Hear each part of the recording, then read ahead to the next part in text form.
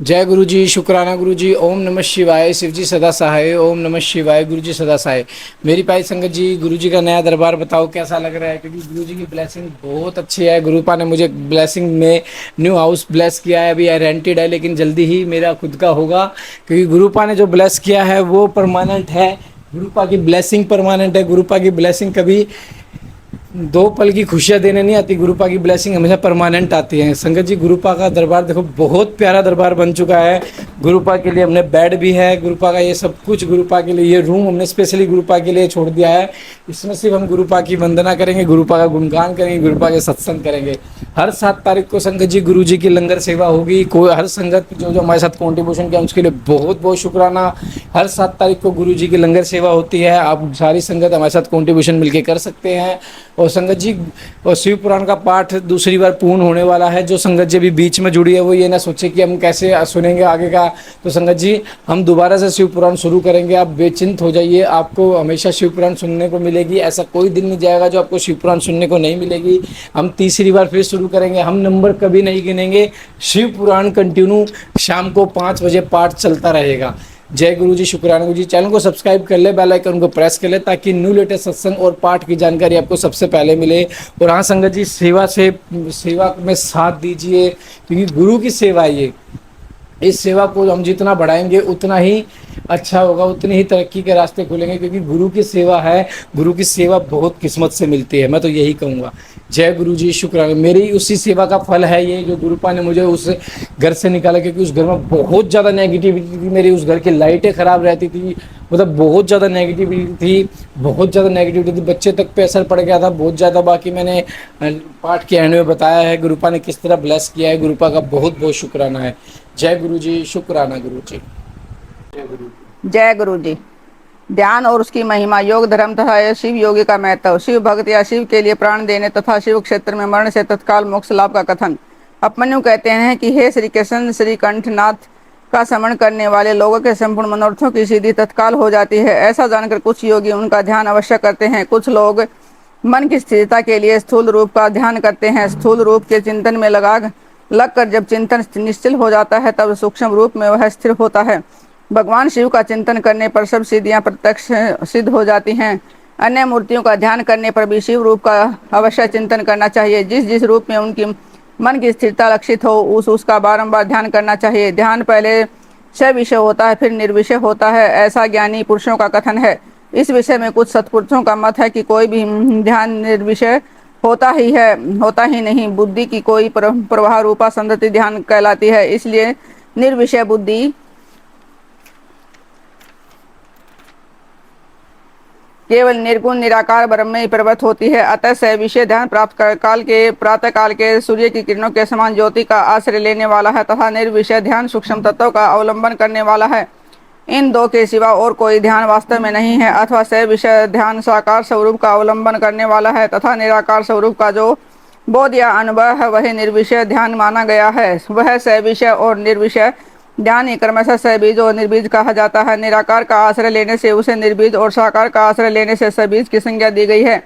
अतः पहले सविषय या सबीज ध्यान करके अंत में सब प्रकार की सिद्धि के लिए निर्विषय अथवा निर्बीज ध्यान करना चाहिए। प्राणायाम करने से क्रमशः शांति आदि दिवस ध्यान सिद्ध हो जाती हैं। उनके नाम है शांति, प्रशांति, दीप्ति और प्रसाद। समस्त आपदाओं के समन को ही शांति कहा गया है। तम का बाहर और भीतर से नाश की प्रशांति है। बाहर और भीतर जो ज्ञान का प्रकाश होता है उनका नाम दीप्त है, तथा बुद्धि की जो अवस्था है उसी को प्रसाद कहा गया है। बाह्य और आभ्यंतर सहित जो समस्त कारण है वे बुद्धि के प्रसाद से शीघ्र ही प्रसन्न निर्मल हो जाते हैं। ध्याता, ध्यान ध्येय और ध्यान प्रयोजन, इन चार को जानकर ध्यान करने वाला पुरुष ध्यान करे तो ज्ञान और वैराग्य से संपन्न हो, सदा शांतचित्त रहता है। श्रद्धालु हो, जिसकी बुद्धि प्रसाद गुण से युक्त हो, ऐसे साधक को ही सत्पुरुषों से ध्याता कहा गया है। ध्येय चिंतायाम यह धातु है। इसका अर्थ है चिंतन। भगवान शिव का बारंबार चिंतन ही ध्यान कहलाता है। जैसे थोड़ा सा भी योगाभ्यास पाप का नाश कर देता है, उसी तरह अक्षर मात्र भी ध्यान करने वाले पुरुष के सारे पाप नष्ट हो जाते हैं। श्रद्धा पूर्वक विवेक रहित चित्त से परमेश्वर का जो चिंतन है उसी का नाम ध्यान है। बुद्धि के प्रभाव रूप ध्यान का जो आलंबन या आश्रय है उसी को साधु पुरुष ध्येय कहते हैं। स्वयं शाम सदाशिव ही ध्येय है। मोक्ष सुख का पूर्ण अनुभव और अणिमा आदि ऐश्वर्य की उपलब्धि, ये पूर्ण शिव ध्यान के साक्षात प्रयोजन कहे गए हैं। ध्यान से सौख्य और मोक्ष दोनों की प्राप्ति होती है। इसलिए मनुष्य को सब कुछ छोड़कर ध्यान में लग जाना चाहिए। बिना ध्यान के ज्ञान नहीं होता। जिसने योग का ध्यान नहीं किया है उसका ध्यान नहीं सिद्ध होता। जिसे ध्यान और ज्ञान दोनों प्राप्त हैं उसने भवसागर को पार कर लिया है। समस्त उपाधियों से रहित निर्मल ज्ञान और एकाग्रता पूर्ण ध्यान, ये योगाभ्यास से युक्त योगी को ही सिद्ध होते हैं। जिनके सारे पाप नष्ट हो गए हैं उन्हीं की बुद्धि ज्ञान और ध्यान में लगती है। जिनकी बुद्धि पाप से दूषित होती है उनके लिए ज्ञान और ध्यान की बात भी अत्यंत दुर्लभ है। जैसे प्रज्वलित हुई आग सूखी और गीली लकड़ी को भी जला देती है, उसी प्रकार ध्यान अग्नि शुभ और अशुभ कर्म को भी क्षण भर में दग्ध कर देती है। जैसे बहुत छोटा दीपक भी महान अंधकार का नाश कर देता है, इसी तरह थोड़ा सा योगाभ्यास भी महान पाप का विनाश कर डालता है। श्रद्धा पूर्वक अक्षण भर भी परमेश्वर का ध्यान करने वाले पुरुष को जो महान श्रेय प्राप्त होता है उसका कहीं अंत नहीं है। ध्यान के समान कोई तीर्थ नहीं है, ध्यान के समान कोई तप नहीं है और ध्यान के समान कोई यज्ञ नहीं है। इसलिए ध्यान अवश्य करें। अपने आत्मा एवं परमात्मा का बोध प्राप्त करने के लिए योगी जन केवल जल से भरे हुए तीर्थों और पत्थर एवं मिट्टी की बनी हुई देव मूर्तियों का आश्रय नहीं लेते। वे आत्म तीर्थ में अवगहन करते हैं और आत्मदेव के ही भजन में लगे रहते हैं। जैसे अयोगी पुरुषों को मिट्टी और काठ आदि की बनी हुई स्थूल मूर्तियों का प्रत्यक्ष होता है, उसी तरह योगियों को ईश्वर के सम्मुख से सूक्ष्म स्वरूप का प्रत्यक्ष दर्शन होता है। जैसे राजा को अपने अंतपुर में विचरने वाले सब जनता परिजन प्रिय होते हैं और बाहर के लोग उतने प्रिय नहीं होते, उसी प्रकार भगवान शंकर को अंतःकरण में ध्यान करने लगाने वाले भक्त ही अधिक प्रिय हैं, बाह्य उपचारों का आश्रय लेने वाले कर्मकांडी नहीं। जैसे लोक में देखा गया है कि बाहरी लोग राजा के भवन में राजकीय पुरुषोचित फल का उपभोग नहीं कर पाते, केवल अंतपुर के लोग ही इस फल के भागी होते हैं, उसी प्रकार यहाँ बाह्य कर्मी पुरुष उस फल को नहीं पाते जो ध्यान योगी को सुलभ होता है। ज्ञान योग की साधना के लिए उद्यत हुआ पुरुष यदि बीच में ही मर जाए तो वह योग के लिए उद्यत उद्योग करने मात्र से इंद्रलोक में जाएगा। वह दिव्य सुख का उपभोग करके वह फिर योगी के कुल में जन्म लेगा और पुनः ज्ञान योग को पाकर संसार सागर को लांघ जाएगा। योग का जिज्ञासु पुरुष भी जिस गति को पाता है उसे यज्ञ करता संपूर्ण महायोगों का अनुष्ठान करके भी नहीं पाता। करोड़ों वैद्य देवता दिव्यों की पूजा करने से जो फल मिलता है वह एक शिव योगी को भिक्षा देने पर मात्र से प्राप्त हो जाता है। यज्ञ, अग्निहोत्र, दान, तीर्थ सेवन और होम, इन सभी पुण्य कर्मों के अनुष्ठान से जो फल मिलता है वह सारा फल शिव योगियों को अन्न देने मात्र से प्राप्त हो जाता है। जो मूढ़ मानव शिव योगियों की निंदा करते हैं वे श्रोता सहित नरक में पड़ते हैं और प्रलय काल तक वही रहते हैं। श्रोताओं के होने पर भी कोई भी शिव योगियों की निंदा का वक्ता हो सकता है, इसलिए महापुरुषों के मत में उस निंदा को सुनने वाला भी महान पापी और दंडनीय है। जो लोग सदा भक्ति भाव से शिव योगियों की सेवा करते हैं वे महान भोग पाते और अंत में शिव योग की भी उपलब्धि कर लेते हैं। इसलिए भोगार्थी मनुष्यों को चाहिए कि वह रहने के स्थान को खान पान से यथा ओढ़ने बिछाने की सामग्री आदि देकर सदा शिव योगियों का सत्कार करें। योग धर्म संसार अत्यंत प्रबल है, अतः पाप रूपी मुकदरों से उसका भेदन नहीं हो सकता। योग धर्म और पाप मुकदर में उतना ही अंतर समझना चाहिए जितना वज्र और तंदुल है। तंदुल में अतः योगी जन पापों और ताप समूह से उसी तरह लिप्त नहीं होता जैसे कमल का पत्ता पानी से। शिव योग परायण मुनि जिस देश में नित्य निवास करता है वह देश भी पवित्र हो जाता है, फिर उसकी पवित्रता के विषय में तो कहना ही क्या है। अतः चतुर एवं विद्वान पुरुष सब कृत्यों को छोड़कर संपूर्ण दुखों से छुटकारा पाने के लिए शिव योग का अभ्यास करें। जिसका योग फल सिद्ध हो गया है वह योगी यथेष्ट भोगों को भोग कर समस्त लोगों की हित कामना से संसार में विचरे अथवा अपने स्थान पर ही रहे, यह विषय सुख को अत्यंत तुच्छ समझ कर छोड़ दे और वैराग्य योग से स्वेच्छा पूर्वक कर्मों का परित्याग कर दे। जो मनुष्य बहुत से अरिष्ट देकर अपनी मृत्यु को निकट जान ले उसे योग अनुष्ठान में संलग्न हो शिव क्षेत्र का आश्रय लेना चाहिए। वह मनुष्य यदि धीरचित होकर कहीं निवास करे तो वह रोग आदि के बिना विस्मय ही प्राणों का परित्याग कर सकता है। अनशन करके शिव अग्नि में शरीर की आहुति देकर अथवा शिव तीर्थों में अवगाहन करते हुए अपने शरीर को उन्हीं जल में डालकर शिव शास्त्रोक्त विधि से जो अपने प्राणों का त्याग करता है वह तत्काल मुक्त हो जाता है। इसमें अन्यथा विचार करने की आवश्यकता नहीं है। अथवा जो रोग आदि से विवश होकर शिव क्षेत्र की शरण लेता है उसकी भी यदि वहां मृत्यु हो जाए तो वह उसी प्रकार मुक्त हो जाता है जैसे इसमें संशय नहीं है। इसलिए लोग अनशन आदि से शिव क्षेत्र में श्रेष्ठ मरण की कामना करते हैं, क्योंकि शास्त्र पर विश्वास करके धीर हुए मन से उनके द्वारा इस तरह की मृत्यु स्वीकार की जाती है। जो शिव के लिए अथवा शिव भक्तों के लिए प्राण त्याग करता है उनके समान दूसरा कोई मनुष्य मुक्ति मार्ग पर स्थित नहीं है। इस कारण इस संसार मंडल से उसकी शीघ्र मुक्ति हो जाती है। इनमें से किसी एक उपाय का किसी तरह भी अवलंबन करके अथवा विधिवत सदैव शुद्धि को प्राप्त होकर यदि कोई मनुष्य मरता है तो उसका अन्य पशुओं प्राणियों के समान यहाँ औदर्वैदैहिक संस्कार नहीं करना चाहिए, विशेषतः उसके पुत्र आदि को उसके मरने से ऐशोच की प्राप्ति नहीं होती। ऐसे पुरुष के लिए मृत शरीर को धरती में गाड़ दे या पवित्र अग्नि से जला दे या शिव स्वरूप जल में डाल दे अथवा काठ या मिट्टी के डेले की भांति कहीं भी फेंक दे, उस सब के लिए बराबर है। यदि ऐसे पुरुष के उद्देश्य से कोई भी कर्म करने की इच्छा हो तो दूसरों का कल्याण ही करे, अपनी शक्ति के अनुसार शिव भक्तों को तृप्त करे, उनके धन को शिव भक्ति ही ग्रहण करे। यदि उसकी संतति शिव भक्त हो तो वह भी ग्रहण कर सकती है। यदि ऐसा संभव न हो तो उसका ध्यान भगवान शिव को समर्पित कर दे, परंतु उसकी पशु संतति शिव भक्ति संतान उस धन को ग्रहण न करें। वायुदेव का अंतर ध्यान, ऋषियों का सरस्वती में अवभृत स्नान और काशी में दिव्य तेज का दर्शन करके ब्रह्मा जी के पास जाना, ब्रह्मा जी का उन्हें सिद्धि प्राप्ति की सूचना देकर मेरु के कुमार शिखर पर भेजना। सूत जी कहते हैं कि इस प्रकार क्रोध को जीतने वाले अपमनु से यदुकुल नंदन श्री कृष्ण ने जो ज्ञान योग प्राप्त किया था, उसका परिणत भाग से बैठे हुए उन मुनियों को उपदेश देकर आत्मदर्शी वायुदेव सायंकाल आकाश में अंतर ध्यान हो गए।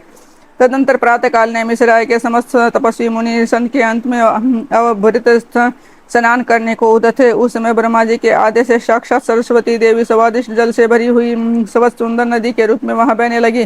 सरस्वती नदी को उपस्थित देख मुनि मन ही मन बड़े प्रसन्न हुए। उन्होंने सन समाप्त करके उसमें अवगाहन स्नान आरंभ किया। उस नदी के मंगलमय जल से देवता आदि का तर्पण करके पूर्व वृत्तांत का स्मरण करते हुए सब के सब वाराणसीपुरी की ओर चल दिए। इस समय हिमालय के चरणों से निकलकर दक्षिण की ओर बहने वाली भागीरथी का दर्शन करके उन ऋषियों ने उनमें स्नान किया और भागीरथी के ही किनारे का मार्ग पकड़कर वे आगे बढ़े।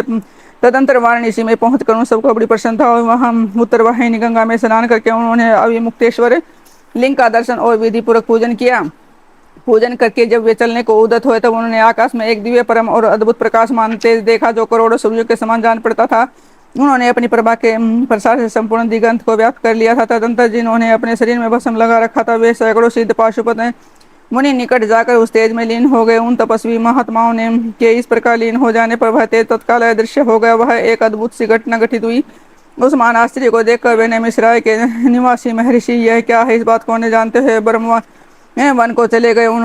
इनके जाने से पहले ही लोक पावन पवन देव वहां आप उन्होंने मिश्राय वासी ऋषियों का जिस प्रकार साक्षात्कार हुआ, जिस तरह उनसे उनकी बातचीत हुई, उन ऋषियों की शुद्ध बुद्धि जिस प्रकार पार्षदों सहित शाम सदाशिव में लगी थी और जिस प्रकार उन यज्ञपरायण ऋषियों का वज्रकालिक यज्ञ पूरा हुआ था, वे सारी बातें जगत श्रेष्ठा योनि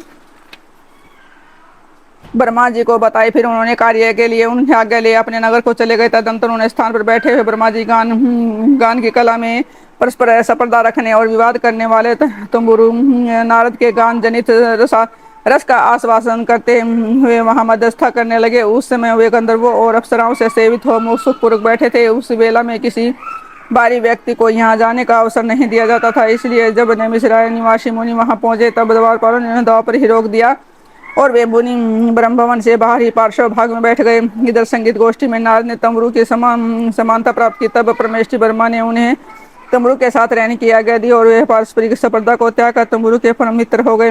तत्पश्चात गंधर्वों और अप्सराओं से घिरे हुए नारद नकुलेश्वर महादेव को विरागान वीणा गान सुनाकर संतुष्ट करने के लिए तंबुरु के साथ ब्रह्म भवन से उसी प्रकार निकले जैसे मेघों की घटा से सूर्यदेव बाहर निकलते हैं।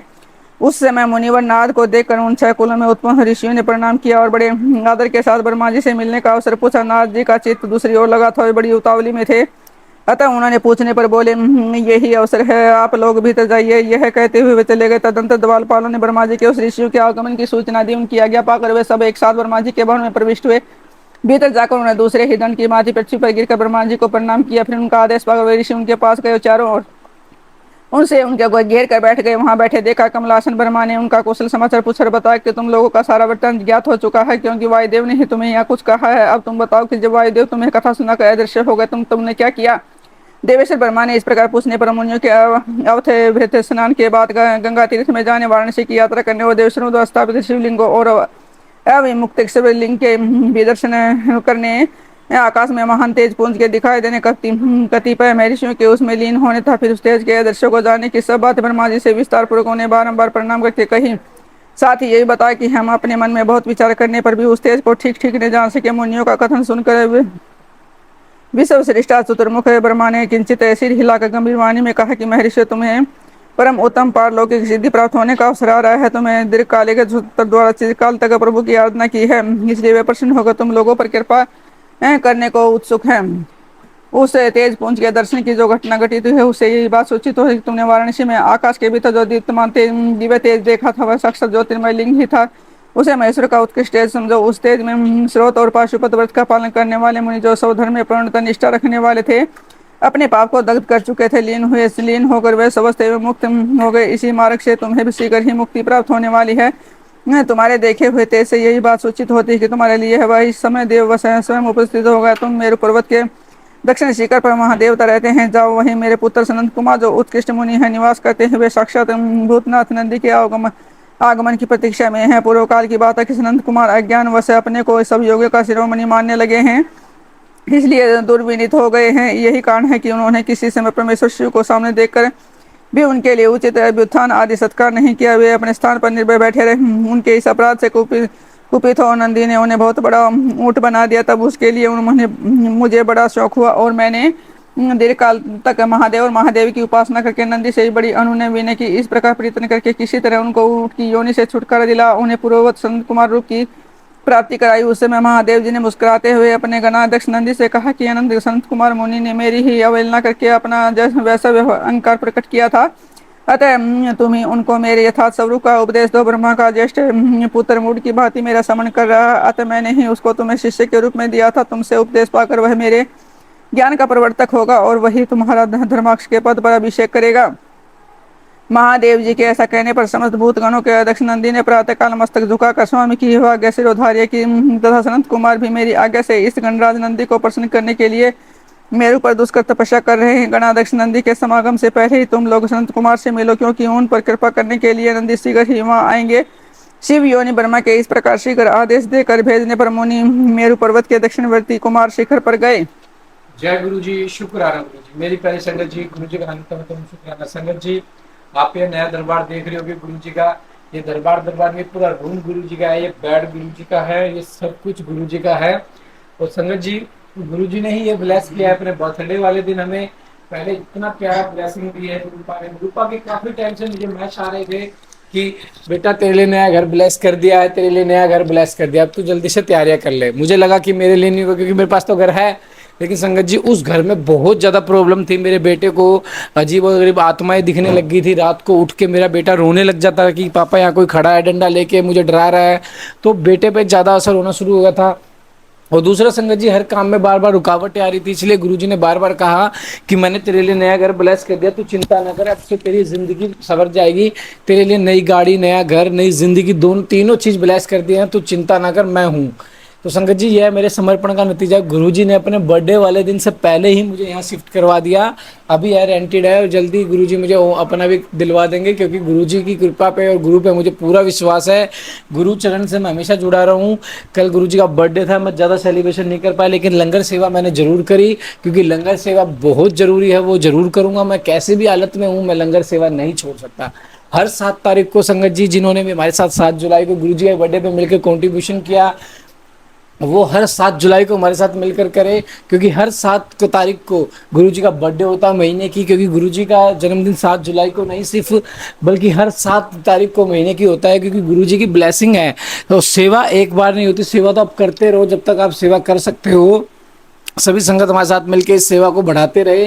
हर 7 तारीख को सभी संगत, जो संगत ने मिलकर हमारे साथ कॉन्ट्रीब्यूशन को जरूर करे, क्योंकि संगत जी गुरुजी की सेवा करने का मौका बहुत नसीब से मिलता है। किस तरह गुरुजी मुझे और मेरे परिवार को बचा रहे, आप भी समर्पण करो, सेवा करो, देखना संगत जी गुरुजी आपकी जिंदगी बदल देंगे।